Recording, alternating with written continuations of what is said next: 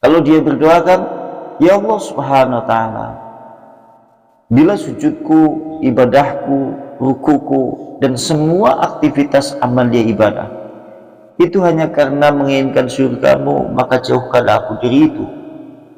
Dan jika kemudian ibadahku, sujudku, rukuku, atau semua amalan ibadah yang aku lakukan kepadamu itu hanya karena takut kepada nerakamu, maka jauhkanlah aku dari itu pula.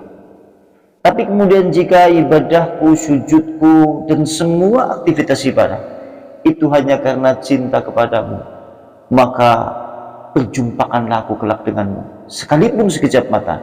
Jika kemudian aku sudah bisa melihatmu sekejap mata, maka silakan engkau masukkan aku ke dalam surgamu atau ke nerakamu. Wala ubali, aku tidak peduli. La ilaha illallah Muhammadun Rasulullah alaihi salatullah wa alihi wal ahibbah. La ilaha illallah. Assalamualaikum warahmatullahi wabarakatuh. Alhamdulillah, innal hamdalillah nahmaduhu wa nasta'inuhu wa nastaghfir wa na'udzu billahi min syururi anfusina wa min sayyiati a'malina. May yahdihillahu fala mudhillalah wa may yudlilhu fala hadiyalah. Asyhadu an la ilaha illallah biwahdaniyya wa asyhadu anna Muhammadan abduhu wa rasuluh la nabiyya wa rasulla ba'da. Waqad qala Allah ta'ala fil kitabihil karim, ya ayyuhalladzina amanu taqullaha haqqa tuqatih wa la tamutunna illa wa antum muslimun.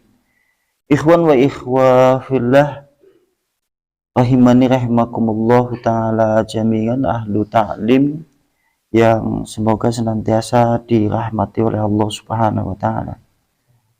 Tentunya kita memuji kepada Allah Subhanahu wa ta'ala karena hakikat semua bentuk segala puja dan pujian milik Allah, untuk Allah, dan karena Allah Subhanahu wa ta'ala.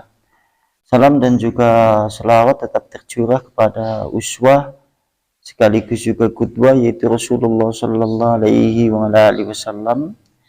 Dan kita semuanya tentunya berharap banyak kepada Allah, semoga Allah melimpahkan rahmat, karunia, inayah serta hidayah taufik kepada kita seluruhnya, sehingga Allah memberikan keistiqomahan untuk mengikuti risalah Islam di atas titian jalan yang lurus. Allahumma amin. Sampai di firman Allah Subhanahu wa ta'ala, itu masih di surat Al-Mutaffifin ya.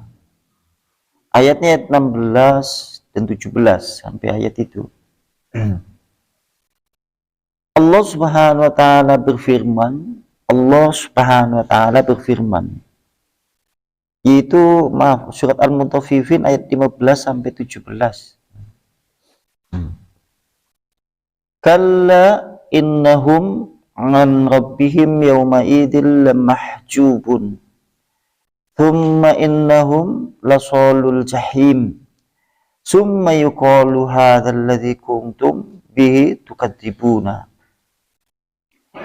Kalla, sekali-kali tidak, innahum, sungguhnya mereka, ngan rabbihim, dari Tuhan mereka, yaumaidin, pada hari itu, lamahjubun, sungguh betul-betul terhalang.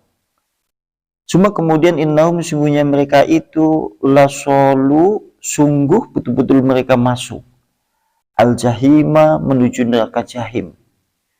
Summa yuqalu, kemudian dikatakan kepada mereka itu, hadzalladzi, inilah azab, kuntum bihi, yang keadaan kalian dengan azab itu, tukadzibuna, kalian semuanya itu mendustakan. Kalau seandainya kita artikan semuanya, maka sekali-kali tidak. Semuanya mereka itu atas Tuhan mereka pada hari itu betul-betul terhijab, sehingga tidak bisa melihat Allah Subhanahu wa ta'ala. Dan sungguh kemudian mereka itu betul-betul nanti akan masuk menuju neraka jahim. Dan dikatakan kepada mereka itu, inilah azab yang dahulu azab itu engkau dustakan. Surat Al-Mutaffifin ayat 15 sampai ayat 17.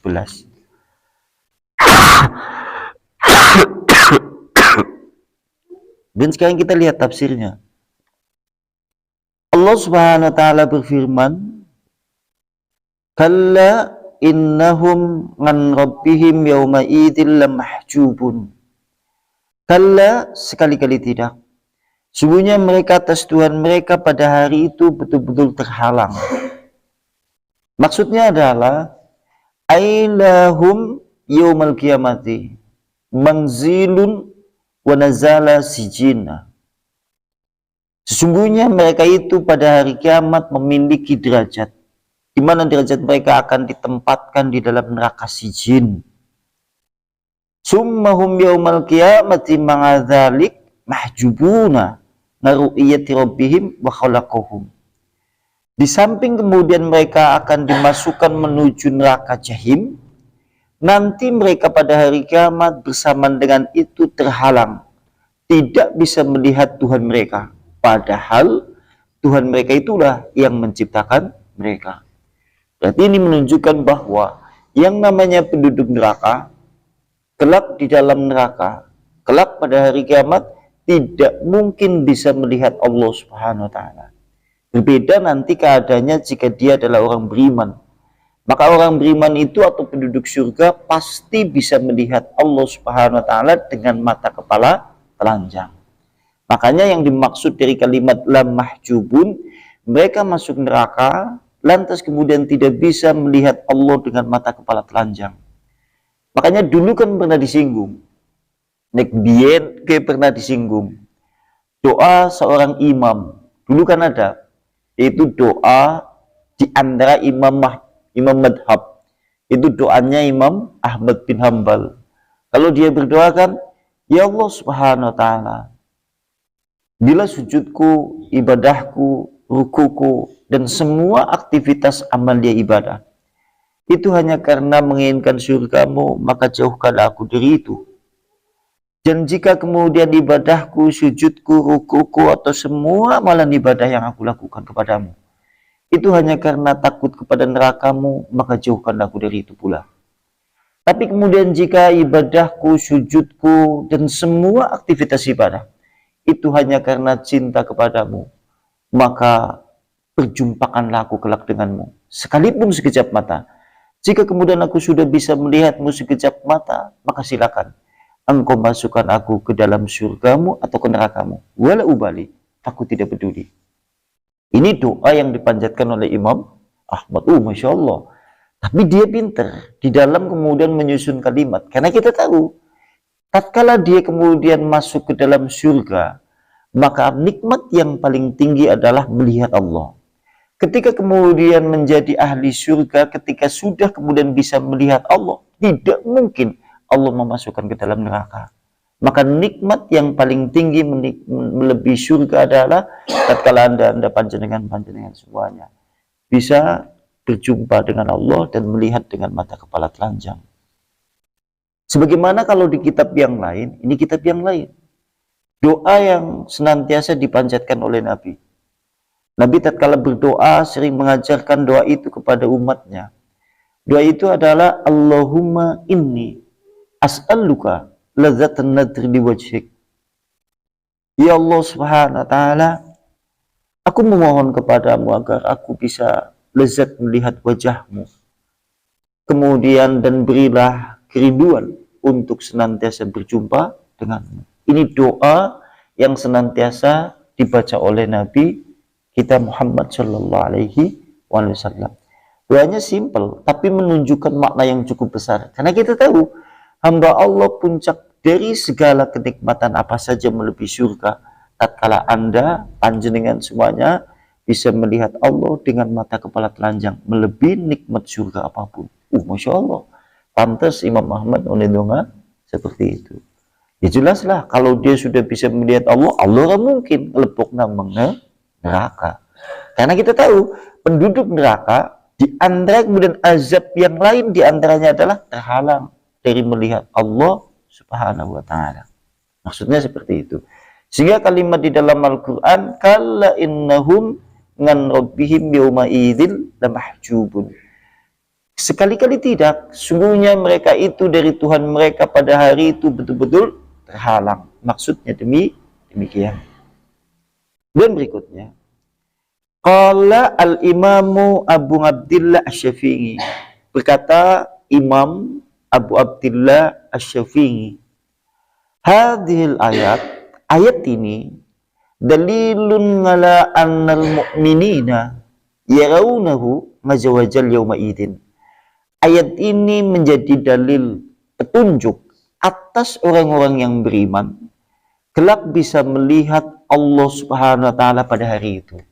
Panjenengan suatu saat ditanya, dalil yang menunjukkan tatkala orang beriman bisa melihat Allah dengan mata kepala telanjang, ayatnya apa? Yaitu kalla innahum rabbihim yauma idzil lamahjubun. Ayatnya itu.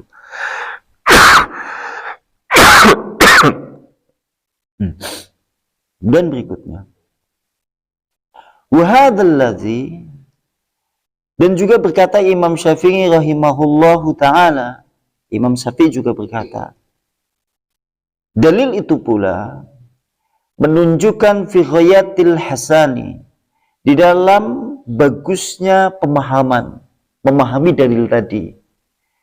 Pemahaman yang bagus di dalam memahami dalil tadi, itu sebagai dalil orang beriman akan melihat Allah Subhanahu wa ta'ala pada hari kiamat.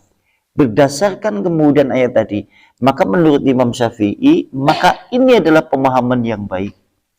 Sebagaimana Allah Subhanahu wa ta'ala berfirman, menjelaskan dalam firman Allah ayat yang lain, yang mengarah kepada orang beriman bisa melihat Allah dengan mata kepala telanjang.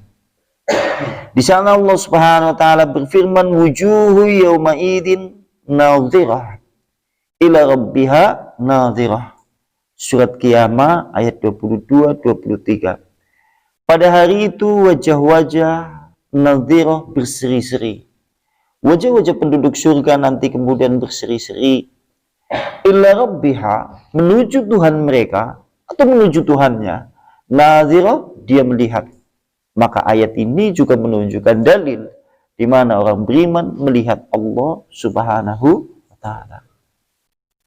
Wa kama dzalat ala dzalik al-hadis as-sahih, sebagaimana telah menunjukkan di dalam hadis yang sahih al-mutawatir, dan hadisnya mutawatir. Hadis sahih tingkatan yang paling tinggi di antaranya adalah hadis sahih al-mutawatir. Hadis sahih mutawatir itu maksudnya adalah hadis yang banyak diriwayatkan oleh sahabat dan generasi-generasi lainnya. Dan kemudian satu dengan yang lain tidak memiliki cacat di dalam sanadnya. Satu dengan yang lain tidak saling bertentangan maknanya. Maka yang seperti ini statusnya hadis sahih yang paling tinggi. Kalau dalam ilmu hadis, nama hadisnya hadis mutawatir. Antum kalau mempelajari ilmu hadis, tingkatan hadis yang paling sahih, maka nama hadisnya al-mutawatir. Hadis yang paling sahih karena banyak diriwayatkan oleh sahabat-sahabat Nabi dan generasi-generasi setelahnya. Maka telah disebutkan di dalam hadis mutawatir, fi ru'yatil mu'minina rabbihim azza wa jalla fi dzaril akhirah, itu terkait masalah orang beriman melihat Allah Subhanahu wa ta'ala pada hari kiamat, yaitu ru'yatal bil absar, yaitu dalam keadaan dia melihat di tempat pemberhentian hari kiamat, dan juga di dalam taman-taman surga yang penuh dengan kemewahan. Ini kalau menurut hadis mutawatir.